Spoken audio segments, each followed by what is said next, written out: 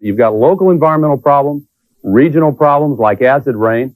Now we've got a whole new category of global or strategic problems, which include the hole in the ozone layer, which now could appear above the United States, global climate change, the destruction of the rainforests at a rate that means they'll be totally gone in another few decades unless we stop, the pollution of the oceans and the atmosphere, and the like. These represent brand new challenges that call for a new kind of response. Rush, I've listened to you many afternoons, as you know, and you tend to, I don't want to say you dismiss all of these issues, but at least you dismiss them as having been proven beyond a shadow of a doubt. Well, absolutely. I don't think that there's anything conclusive about what Senator Gore said, with all due respect. I think, for example, there is no ozone hole over the United States. And if we want to get into the detailed discussion of ozone depletion, we can. But I think, Ted, that there is not a crisis. See, this is the problem I have. I don't think the Earth is fragile. I don't think the ecology is fragilely balanced. And I think that the doomsday industry that is typified by members of the Hollywood acting community who say we've only got 10 years left to save our planet, we've got to act now. There's no way, if what these people say is true, that we can solve these problems in 10 years anyway. It's budget time in Washington, NASA's being cut, and I think that this fright and doom scenario is designed to frighten people. Everything in this country today seems to be a crisis. We can't do anything without it being having to face it as a crisis. We don't have any time to think about it. There are as many scientists, maybe even more, on the opposite side of all of these doomsday predictions.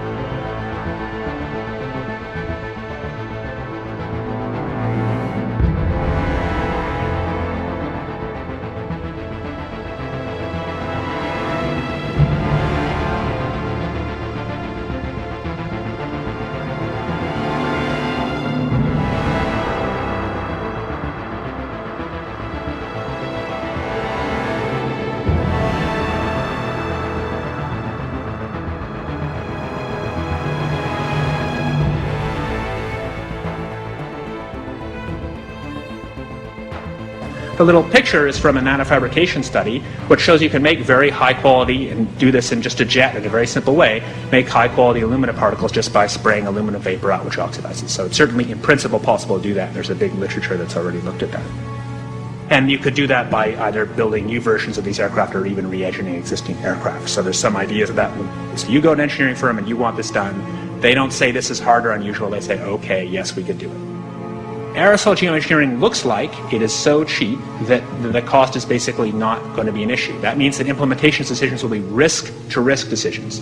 The risk of doing it against the risk of not doing it. And it makes the problem of how we govern it fundamentally harder and different and novel. So I've told you that it's cheap to deliver materials to the stratosphere, and I'm convinced that's true. I don't think that will change. But I think the more we do research, the less easy this will look, the more complicated the environmental effects will look. And that's a good thing, because right now it looks too easy.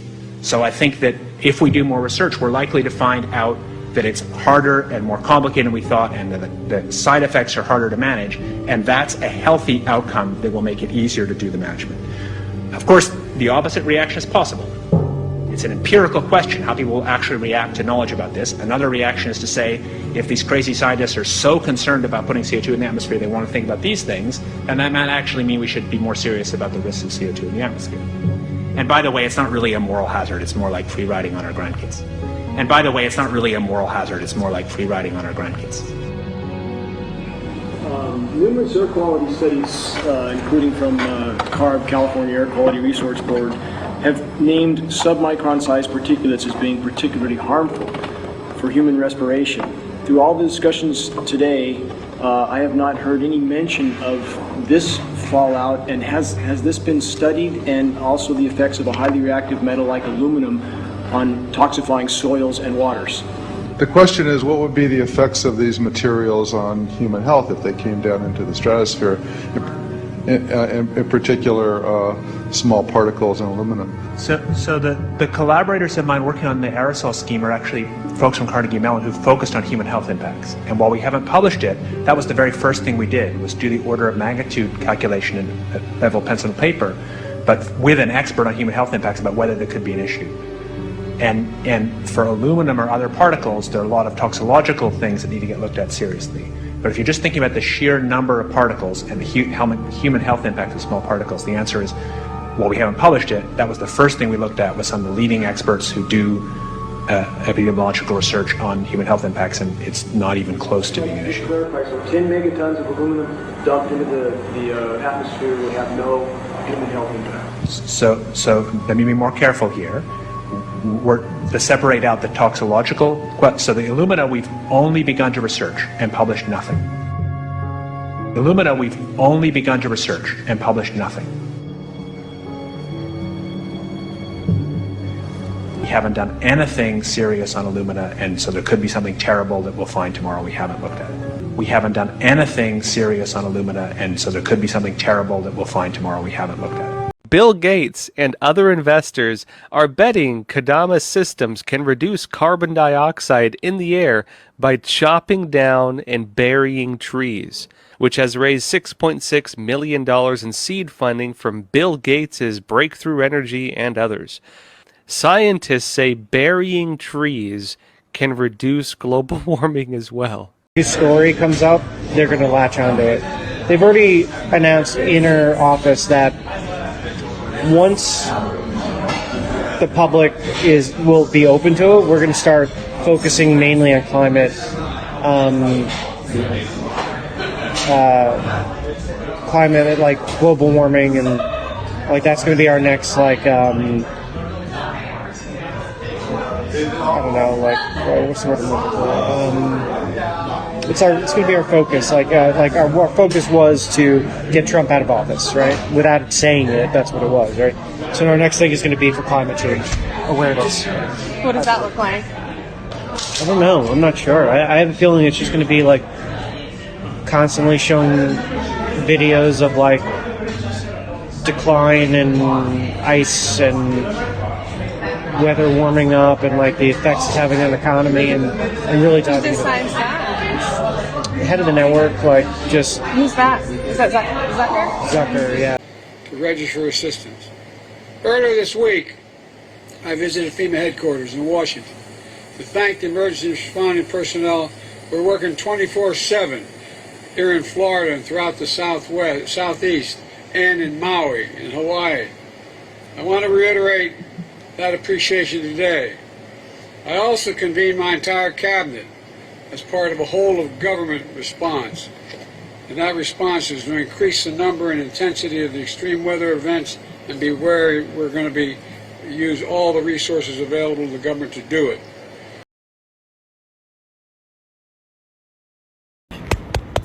Listen to the man.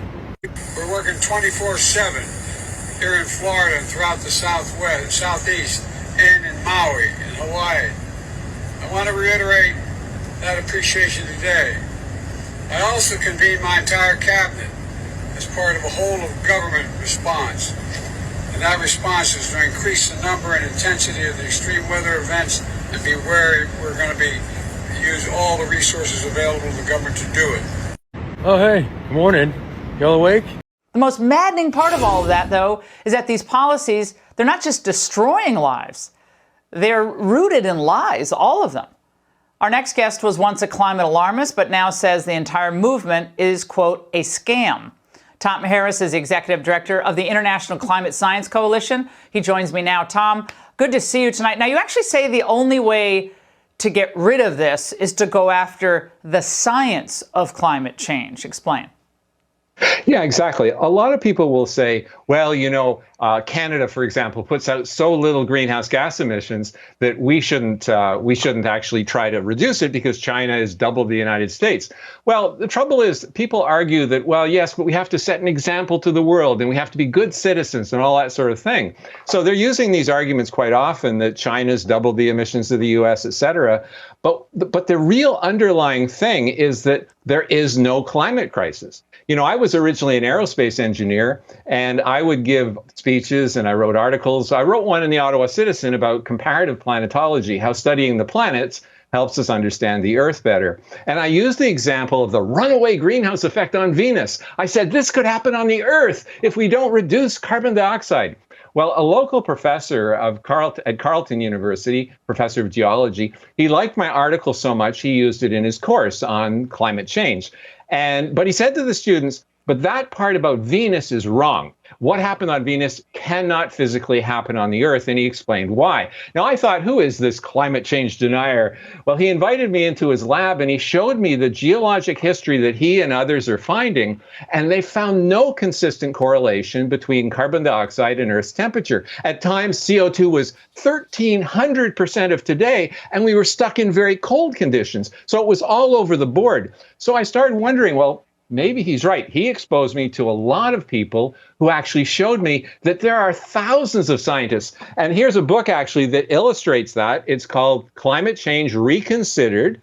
And this is on climatechangereconsidered.org. There are thousands of references here which talk about the fact that there is no foundation to the climate scare. Looking at what we witnessed across the earth the past couple of years with the lockdowns and looking at how those tied into these exact same organizations that are pushing these agendas, the UN, the WHO, the WEF, and then obviously the governments of various countries. They've also talked about climate lockdowns, right? And there's been some European countries where they've done, climate lockdowns saying, you can't travel during these periods of time, et cetera. So do you think that is perhaps the next evolution of this agenda, is to move us into this process of accepting climate lockdowns, which they can then say, okay, well, look, you can only heat your house to this degree. You can only cool your house to this degree. You can only drive this far. You can only use these kinds of vehicles. I mean, do you see that that's the next stage, is much larger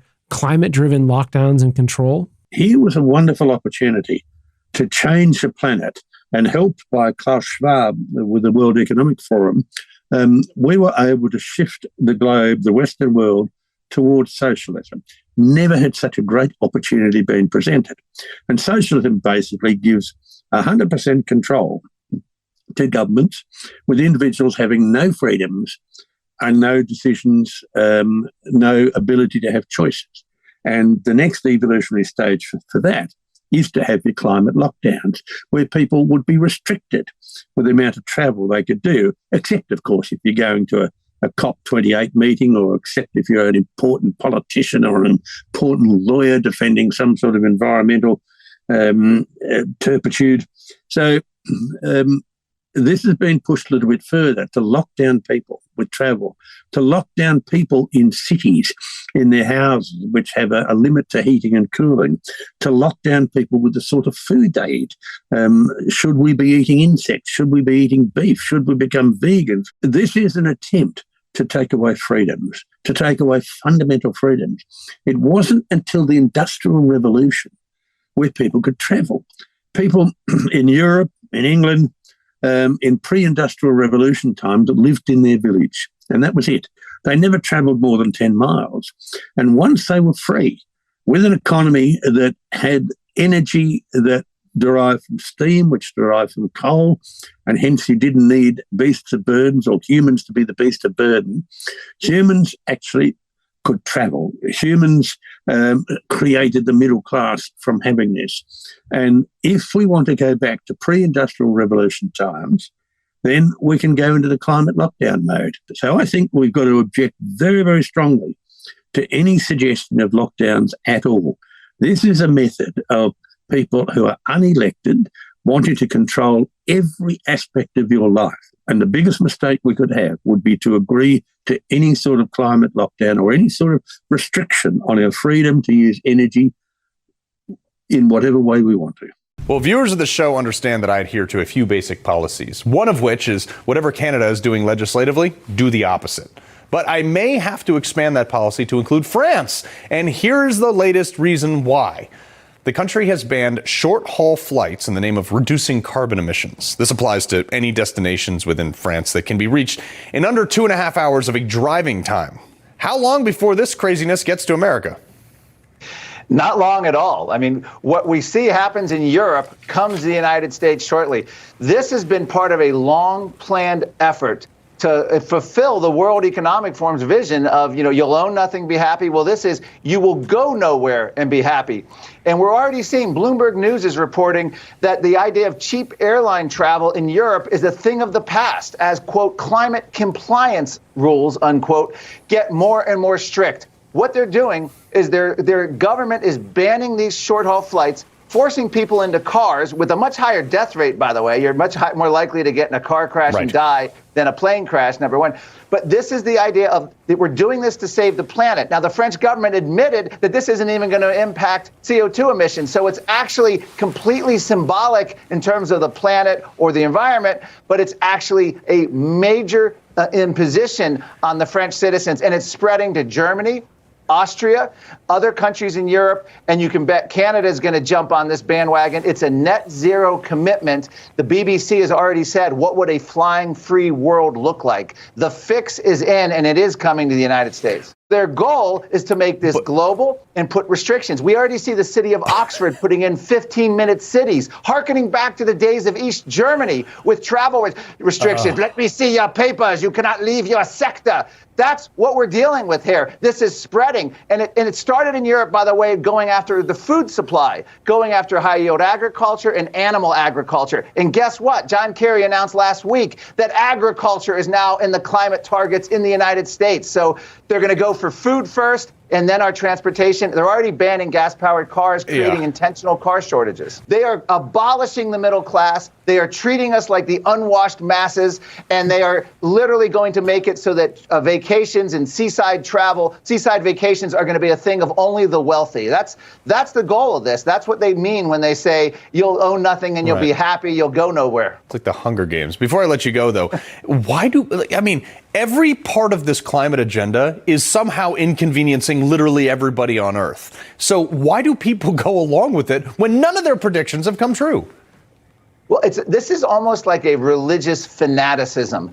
It's the idea of we have to do this. The United Nations tops. In fact, you can't even disagree with the UN. They did a partnership with Google. They own the science, So they're doing it in order to achieve this utopian vision, and it's like they're imposing a religion, a austerity upon the rest of us. And by golly, they're going to make it happen. They're collapsing our energy, our food, our transportation, our free speech. And this is all through corporate government collusion, mostly without an ounce of democracy. Climate change appears to be a lot less about the climate and a whole lot more about the agenda.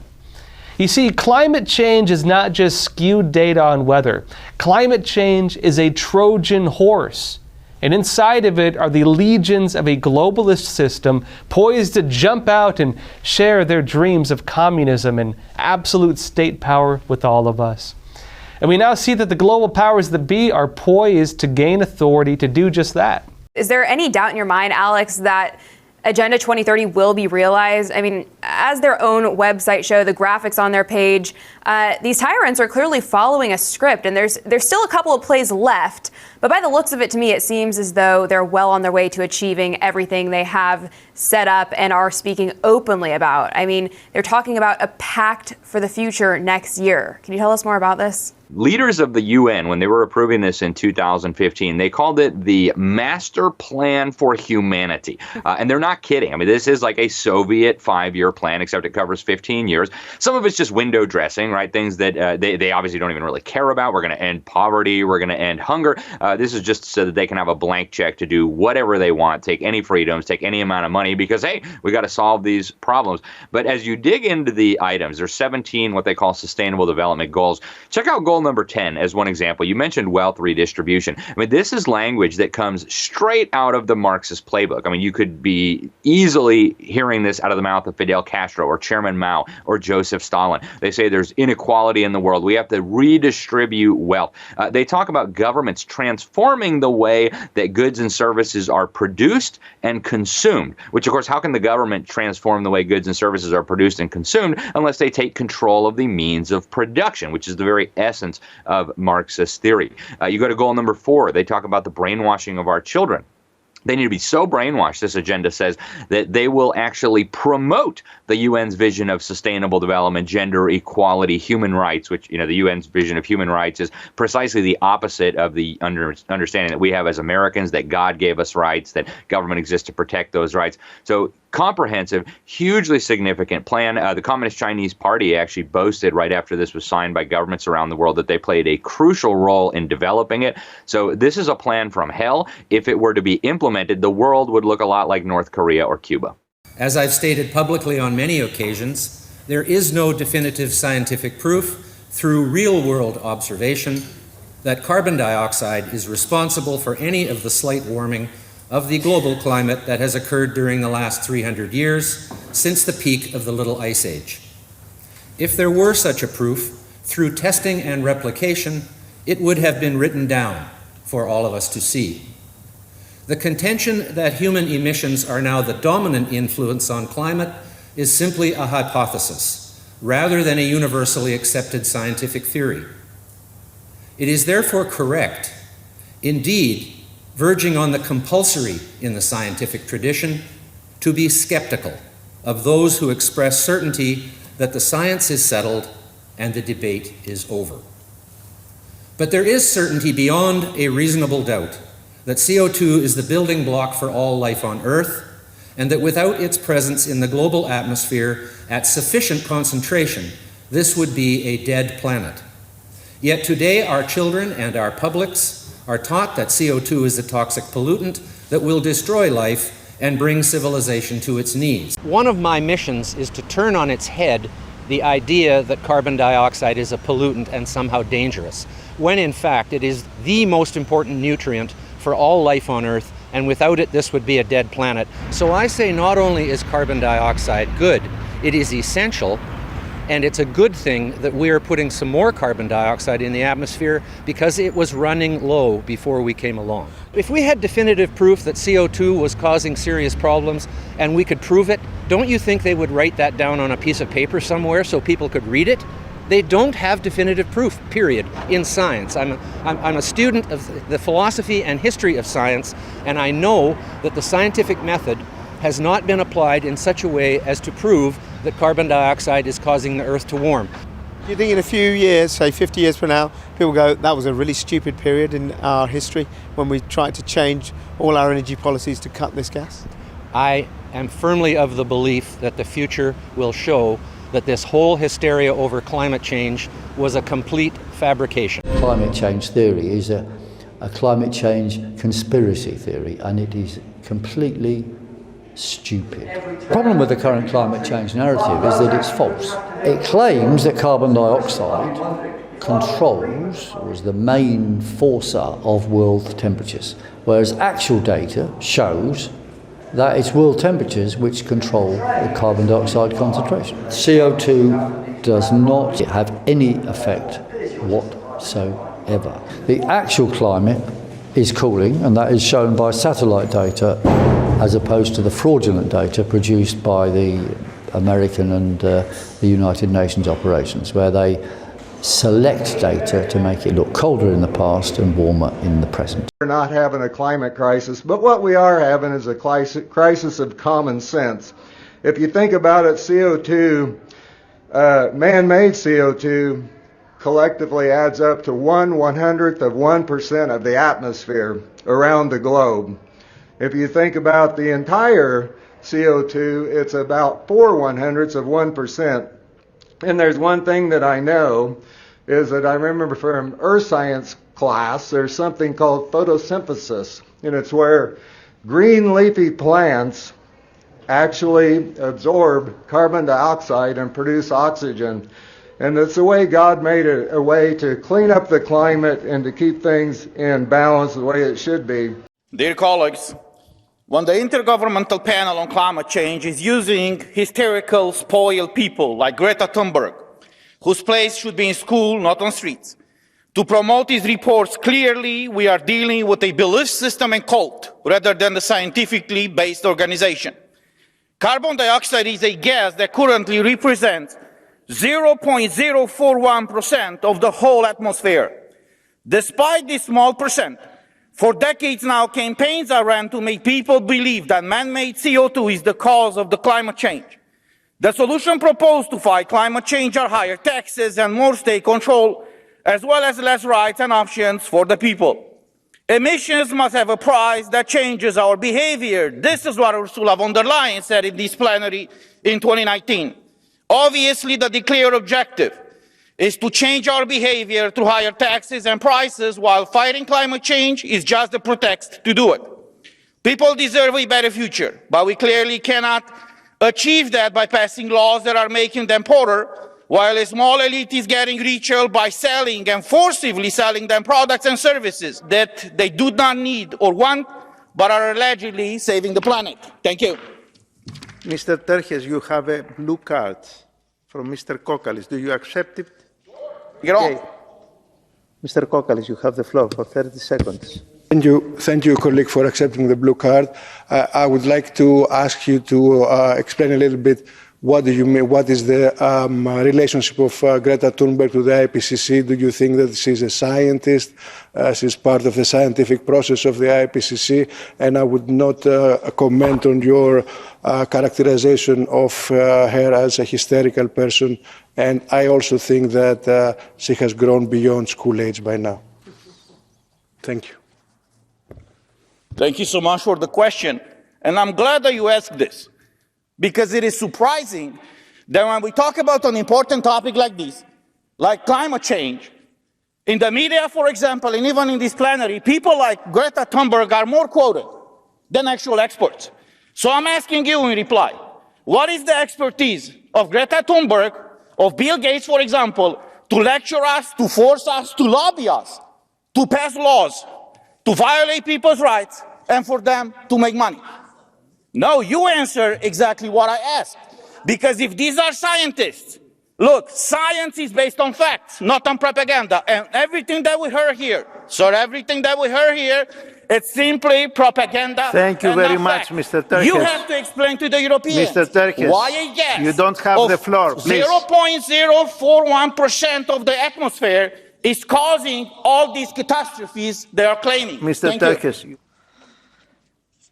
When the wind doesn't blow, where is the energy going to come from? All across Europe, countries have essentially been going, we'll have an interconnector to another country and they'll send us some electricity. But what we saw last winter was that when the wind isn't blowing in Britain, it's not going to be, the chances are it's not going to be blowing anywhere in Western Europe. You can get wind lulls across the whole of Western Europe. And there is essentially everybody is then gets into a bidding war for a very limited amount of electricity, and you end up having to just shut things down. And that's what's going to happen.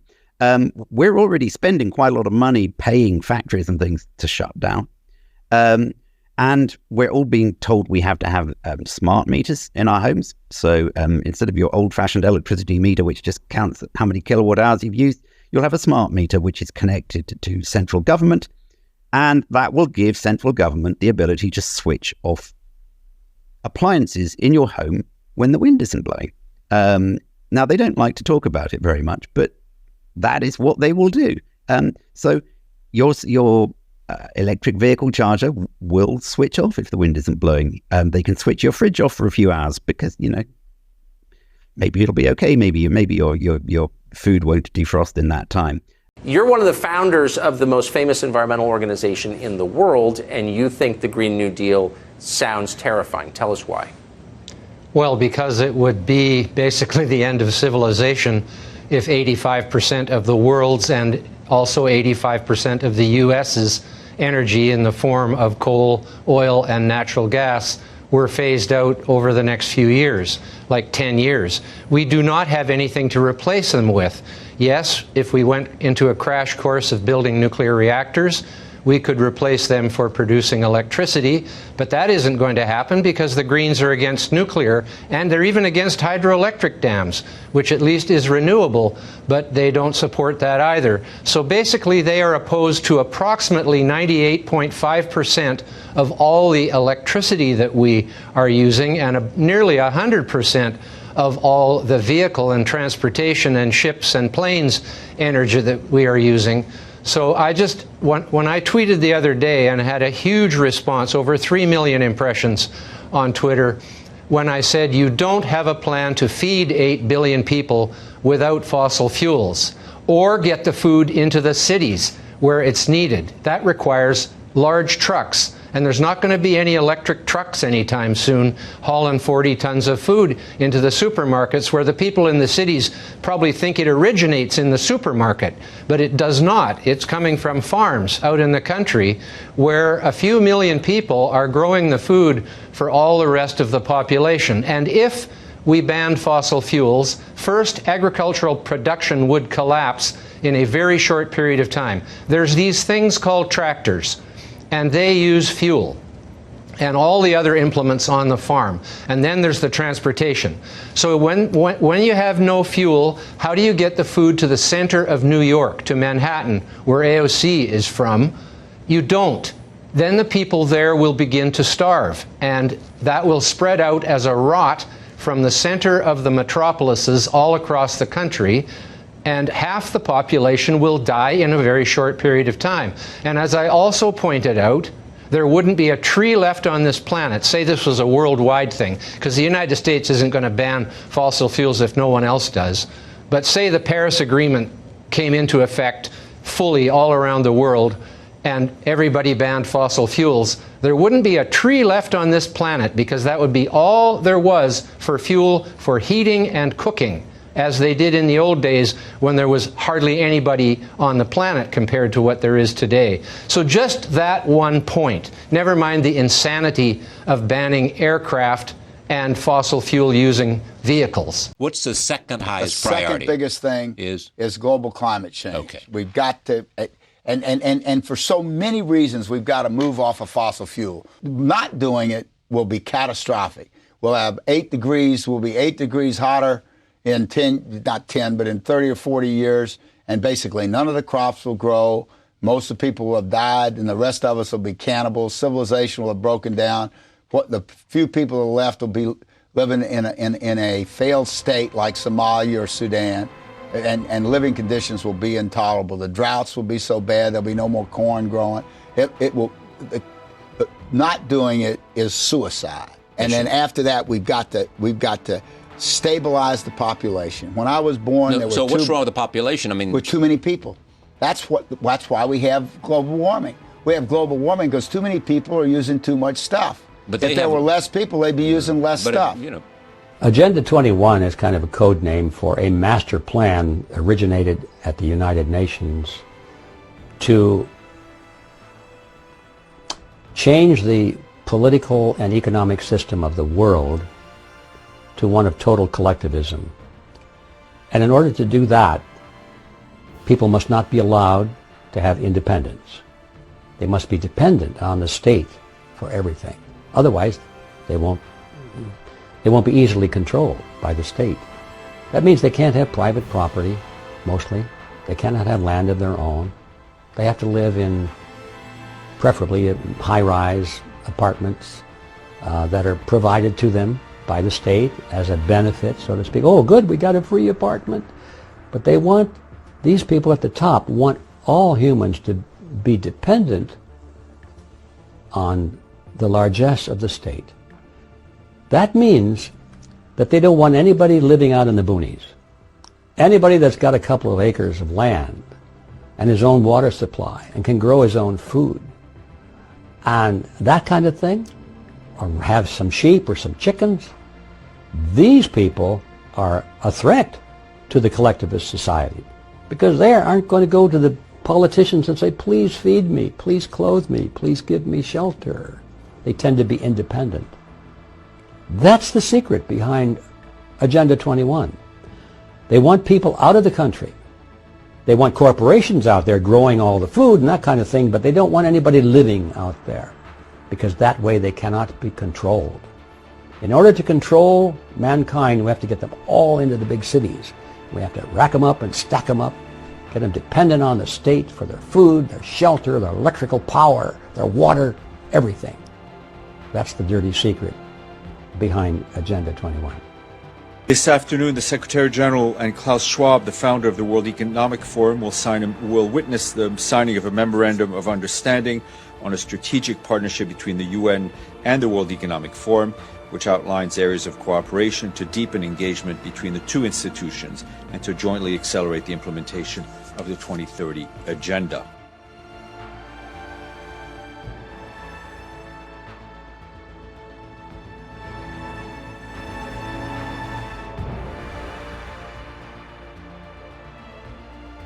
This is our home. It's been around for billions of years. It's experienced ice ages, polar reversals, floods, asteroid hits, continental shifts, and yes, climate change. And somehow, the planet has managed to survive and thrive. There are 8 billion souls on Earth now. The world is vast, and the resources are endless. Humanity is not the cause of their global warming narrative. They are. The globalists create global warming using synthetic means to make it seem that the world is dying because of useless consumers, otherwise known as humanity at large. They are desperately out to prove that the planet is ailing by using geoengineering that sprays particles to dim the sun. These fall on our soil, our water supply, it's in the air, it kills vegetation, and helps to quickly spread fires that are set off by the globalists to show us how dry and hot conditions are.